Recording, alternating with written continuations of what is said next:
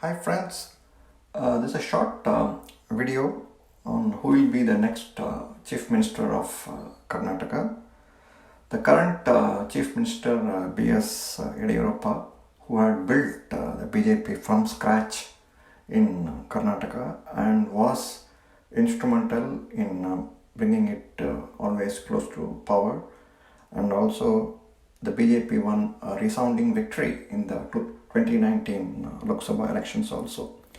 But now he has been asked to resign by the High Command. So Modi and Shah never really liked dynastic politics, and they always wanted to ensure that whoever serves the party for a long term gets a deserving break.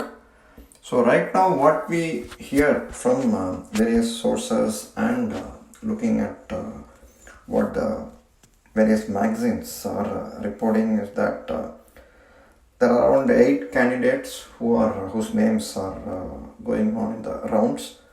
One is the Dharwad West MLA Arvind Bellar, Vijaypura MLA Mr. Patil Yatnal, and Karnataka Mines and Geology Minister Murugesh Nirani, and of course Basavaraj Bommai. So all of them belong to the Lingayat community, which has been really supportive of the BJP, as Mr. Ediyurappa belongs to that caste. Again, the other candidates are mainly Santosh and Prahlad Joshi. So both of them are from the Brahmin community, which has, as a percentage of the population, I think they are very low in numbers. And again there is Mr. Ravi, but he belongs to the Okkaliga community or the Gowda community. So probably he may get a chance to balance the power and try to make inroads into the Okkaliga constituency. But from what I look, when I compare with Tamil Nadu and Karnataka, for example, you can take Tamil Nadu itself. See, if you see both Karunanidhi and Jayalalitha, when they ruled, they never really belonged to the major caste formations in the state. So Karunanidhi, for example, he belonged to the Isai Vedanar community, which is very small in numbers.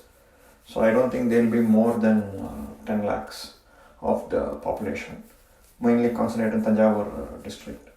So even though it was very small, so being from a very small community, so it didn't really attract jealousy from other communities. So one reason we feel that EPS or Mr. Painiswamy had a very tumultuous reign in Tamil Nadu was due to the fact that he belonged to the Counter community. So again, when Counter community, Valala Counter is person is given the chief ministership, again other major communities like Devars or Naidus or Nadas, so they may feel jealous, and again it again attracts negative vibes.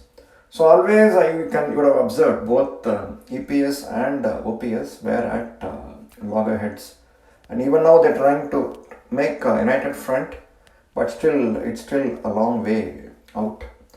So, and similarly, if you take the ADMK also, Jayalalitha belonged to Brahmin community and it's very small in numbers, but she was able to gain acceptability. Of course, she came from Filmdom, but being from a minority community in the sense that amongst the Hindus, so she didn't attract the wrath of the other communities. So, okay, let her be. And anyway, they know that she is not going to play any partial role. So, if in Karnataka, if they make again a Lingayat as a chief minister, again the Okkaligas or the Gowdas are going to feel left out. Again, if Gowda is made as chief minister, again the Lingayats might rebel, and again it will be like in Tamil what we call as Niru Putha Niruppu, so the fire under the water. So it will be like a fire under water.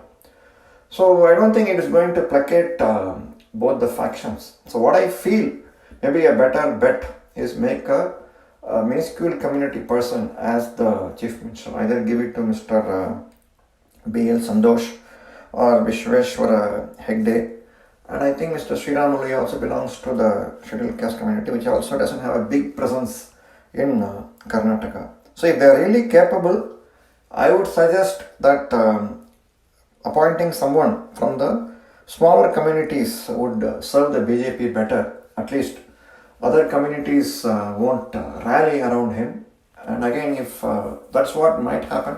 But generally, Modi Shah have always taken caste into consideration, but they also look at the party's strength in the long term. So even if we take in Gujarat also, when they replaced the previous chief minister who belonged to the Patel community, they didn't buckle under pressure to appoint another Patel as the chief minister.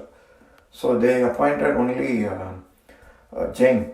The current chief minister is Jain. So Modi Shah are not going to look into all those backgrounds plus the whatever inputs RSS provides, because finally it is the RSS that's going to do the groundwork for the BJP. Right from 1990, it was the RSS that helped the BJP win MP seats from Karnataka. So that being the case, I think finally the RSS pressure might prevail.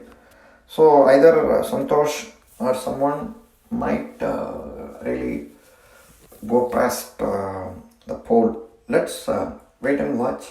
But I feel it's a good lesson to learn for all parties. Let's keep a smaller, make a community that's quite small in numbers as chief minister, so they won't act in any way partial with their community. So let's wait and watch. So my guess is either Mr. Santosh or Srinamulu or Hegde.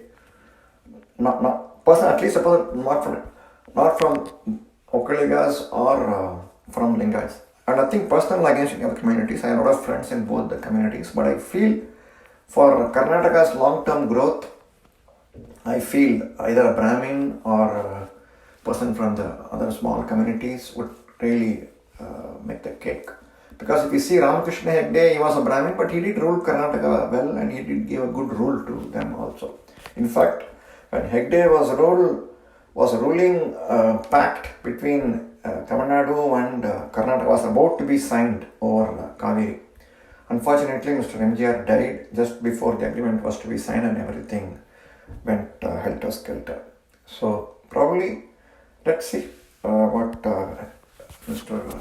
Modi and Shah have in their minds. But main thing is the person should be already an MLA. They should not try to bring in from outside, like a union minister resign and come in.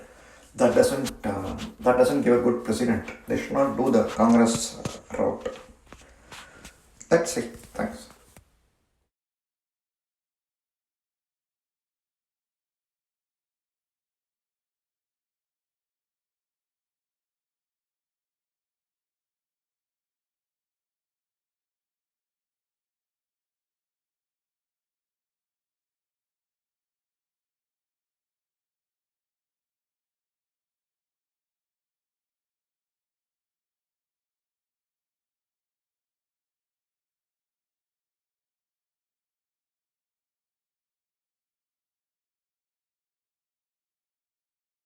Thanks for watching.